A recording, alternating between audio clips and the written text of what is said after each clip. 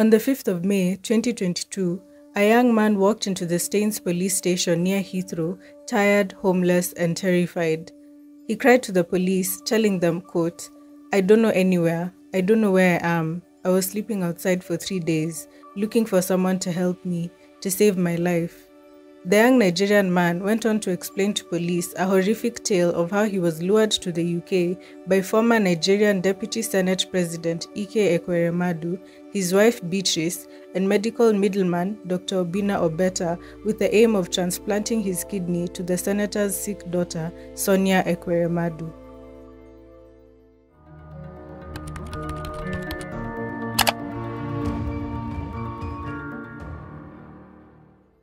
Ike Ekweremadu was born on the 12th of May 1962. He is a politician and lawyer from Enugu State, Nigeria. He is a member of the People's Democratic Party and was the Deputy President of the Nigerian Senate for 3 consecutive Senates. His political career is extensive and he was known to be well connected. Ike married his wife, Beatrice Ekweremadu. The couple went on to have 4 children and have been described as a close-knit family. However, all was not well.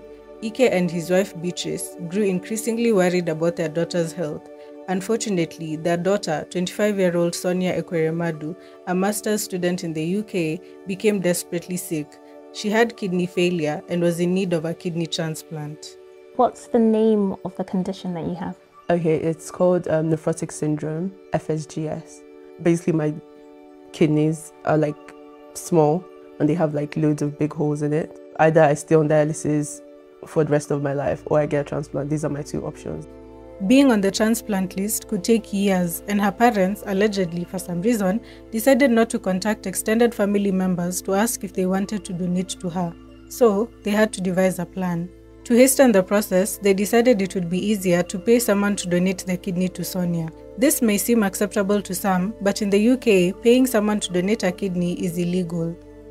According to the United Kingdom's 1989 Human Organ Transplants Act, a commercial transaction in human organs for transplant is a criminal offense. The act makes it illegal to transplant an organ removed from a living person unless the donor and recipient are genetically related. The 1989 Act ensures that one of the conditions that must be met before transplants between persons who are not genetically related is allowed is that no payment or inducement has been made or offered and that no pressure has been put on the donor. In 2021, Ike Ekweremadu enlisted the help of his medically trained brother, Diwe Ekweremadu, to search for a donor for his daughter Sonia. Diwe, who was still in Nigeria, sought help from Dr. Obinna Obeta, his former classmate from medical school, who lived in Southwark, South London. David grew up in a remote village without electricity or running water. At age 15, he moved to Lagos to work as a street vendor, earning a modest living selling phone accessories from a wheelbarrow at a street market. He claimed that he was approached by Dr. Obinna Obeta, who convinced him to travel to the UK under the guise of a job opportunity, an offer he eagerly accepted. Dr. Obeta also told David not to tell anyone that he would be traveling to the UK. Dr. Obeta allegedly facilitated David's visa process with the help of Dr. Chris Agbo of Vantage Health Group, a medical tourism organization. Meanwhile, David, who was blissfully unaware of the true purpose of the trip, underwent medical tests in Abuja thinking it was for his visa application, but in reality, the tests were meant to assess if his blood and tissue types matched Sonia's. In January 2022, David's visa got the green light from the London Home Office, marking the start of his journey to the UK. In court documents, David revealed that Dr. Obeta had told him that once he got to the UK, David would live in his house and he would get work for him. However, upon arriving in London, he found himself sleeping on Dr. Obeta's sofa and reported that the doctor treated him like a houseboy. Meanwhile, behind the scenes, Ike Ekweremadu, communicating through his brother Diwe, was being asked to pay Dr. Obeta 4.5 million naira, which is about £8,000, made up of an agent fee and donor fee. The entire operation, conducted at the Royal Free Private Wing, carried a total cost of £80,000. In a calculated move, the Ekweremadus and Dr. Obeta wanted it to appear that David and Sonia were cousins. They invited David to lunch at a West African restaurant in South London, instructing him to dress formally. Sonia, who was present at the gathering, had her photo taken with David. This was clearly a strategic effort to navigate the legal complexities surrounding organ donation in the UK. In an effort to enforce laws against organ trafficking, the Unrelated Live Transplant Regulatory Authority states that it will ascertain that an independent doctor that is not involved in the transplant is satisfied that no payment is involved. It must also be clear to the independent doctor that the donor is aware of the nature of operation, the risks involved, that the donor's consent was not obtained by coercion or incentives, and that the donor understands that he or she could withdraw at any time before the operation. The independent doctor in this case was consultant nephrologist Dr. Peter DuPont. David, Sonia, and Dr. DuPont all met for the first time on February 22, 2022. When David was asked whether he knew about the kidney transplant procedure he was about to undergo, he appeared shocked and confused. Dr. DuPont sent a letter to his colleague, Dr. Philip Mason, asking for a second opinion. In the letter, Dr. DuPont noted that David had not seen his supposed cousin Sonia for a decade and expressed significant reservations about the organ donation. Dr. Mason was also concerned about David's comprehension of the risks associated with organ donation. While this was going on, the Ekweremadus and Dr. Obeta sent David prompts to improve his cover story. He was coached on the background of Sonia's influential family and the lies he was to tell about his own family. Evelyn Ebere Agbasonu was a medical secretary that was asked by Dr. DuPont to act as an independent translator in the Igbo language between him and David. It was later revealed that Ebere was colluding with the Ekweremadus and Dr. Obeta by coaching David on how to answer the questions asked by the doctors. Dr. DuPont sensed that something was off. He intervened and stopped the process. His evaluation indicated that David was medically borderline, had a tenuous relationship with the recipient, lacked maturity, and was unable to financially support his future medical care. Within weeks, Ike Ekweremadu shared images of other potential kidney donors to Sonia via text, seeking her opinion. Sonia shared her unsettling response, saying, quote, "The dark one looks better. The light one looks like he will run away." Meanwhile, David recounted a disturbing incident where two men paid him a visit at Dr. Obeta's house. Among them was a doctor who conducted an unsettling exam on him by pressing on his stomach. This left David in a state of fear, suspecting that they might attempt to forcibly remove his kidney once he returned to Nigeria. The incident shocked David and prompted him to run away from Obeta's house. Upon fleeing, he initially set off on foot from London without a clear sense of where he was and where he was going. He spent 3 nights sleeping on the streets and walking for 2 days across London. Eventually, he stated that the cold was too much for him to handle. Seeking refuge, he walked into a police station in Staines and narrated his story to the police, triggering a police investigation into the matter. Dr. Obeta was arrested at his home in Southwark. On the 21st of June 2022, Ike and Beatrice Ekweremadu were arrested by the London Metropolitan Police at Heathrow Airport, where they had flown in from Turkey. The couple was discovered with £20,000 in cash. They were charged under the Modern Slavery Act with conspiracy to arrange or facilitate travel of another person with a view to exploitation, namely organ harvesting. Sonia Ekweremadu was also arrested on conspiracy charges. As a result, Sonia's transplant was put on hold. After the arrest, they were arraigned at a London magistrate's court. They all denied the charges. During Sonia's court trial, her defense team asserted that she was unable to attend court due to her hospitalization for an unspecified illness. In support of their claim, her lawyers submitted a psychological report contending that she was not mentally fit to stand trial. Consequently, the court adjourned to allow prosecutors time to review the report. Beatrice was granted conditional bail. However, Ike's request for bail was denied. In December, his second bail application was also denied, citing concerns that the senator remained a flight risk. The police had initially alleged that David, the victim, was 15 years old. However, the court ruled that he was in fact 21 years old. During the trial, the sequence of events was laid out. The Old Bailey was informed that Dr. Obina Obeta, who had previously required a kidney transplant, had accompanied a donor from Nigeria in 2021, incorrectly claiming that the individual was his cousin.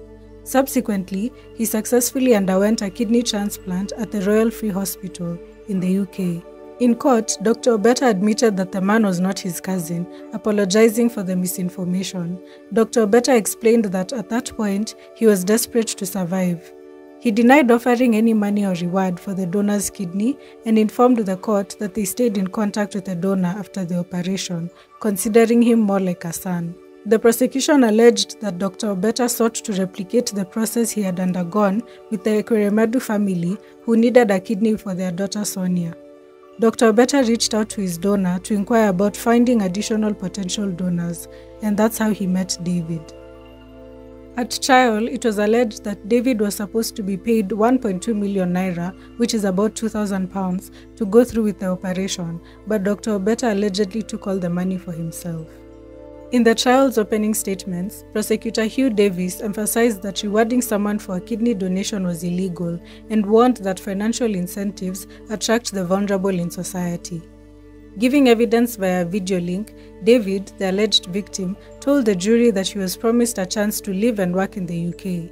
During his initial meeting at the Royal Free Hospital, he reportedly had limited understanding of the transplant process and was visibly relieved upon learning it would not proceed. Key moments in the trial included Prosecutor Davis arguing that the conspiracy involved intricate lies about a family relationship due to the illegitimate nature of the donation. The alleged donor received clothes and money, and a false backstory was created through staged photos. Mr. Davis stated that the accused had control over the victim and his documents right up to the point where the transplant was to take place. This was done to protect the investment. The prosecution alleged that Mr. Ekweremadu and his co-conspirators targeted economically vulnerable individuals in Nigeria.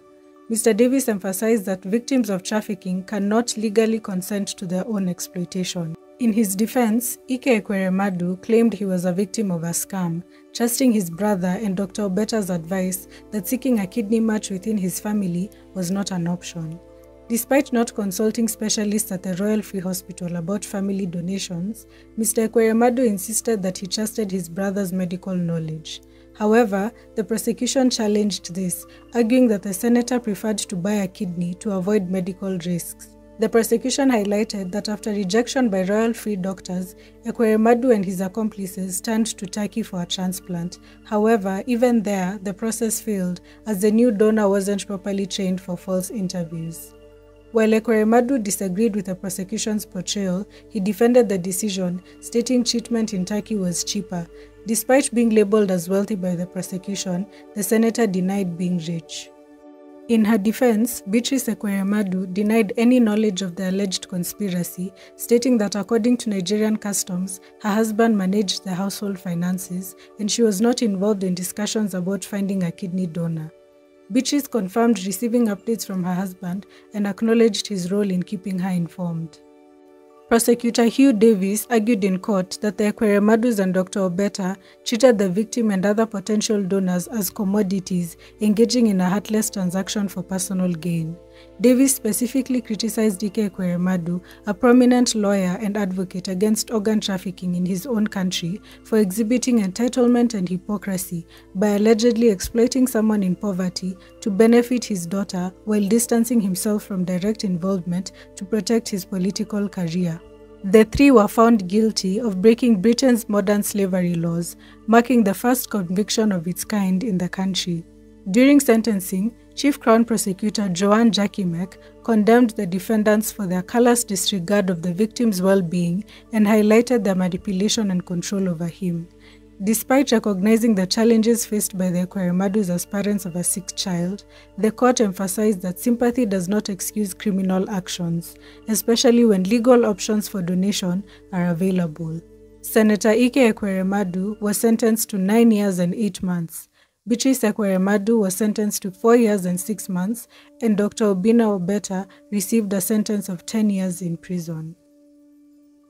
Sonia Ekweremadu had an interview with the BBC after the conviction and reiterated her support for her parents. I understand the conviction. Personally, I disagree with it. However, that's from a very biased perspective as their daughter, and I would obviously always back my parents. However, the law has taken its course and we just have to now move forward as a family. I feel guilty. because I feel like all this has happened because of me. The BBC conducted an investigation that revealed that the young Nigerian man who had flown to London and donated his kidney to Dr. Obeta had endured hardships and was living in a small East London flat with condensation on the windows. He was still grappling with pain and weakness, the consequence of giving up a vital organ. The BBC also spoke to David's lawyer, who said that despite the conviction, the victim remains scared and afraid of going back to Nigeria, especially because of how prominent Senator Ekweremadu is. The lawyer also told the BBC that the victim simply fell for the promise of a good life. He said that David is just an ordinary fellow who wants to get on with his life. Thank you so much for watching till the end. What do you think about the story? Are you sympathetic to their plight, or do you agree with the police, the judges, and the prosecutors? I would really like to hear you guys' opinions in the comment section. And if you'd like to match the voice to the face, you can follow me on my socials at Faith W. Njoroge, both on Instagram and Twitter. I'm also on Spotify and TikTok as True Crime Africa. Make sure to like, share, and subscribe, and I will see you on the next one. Bye.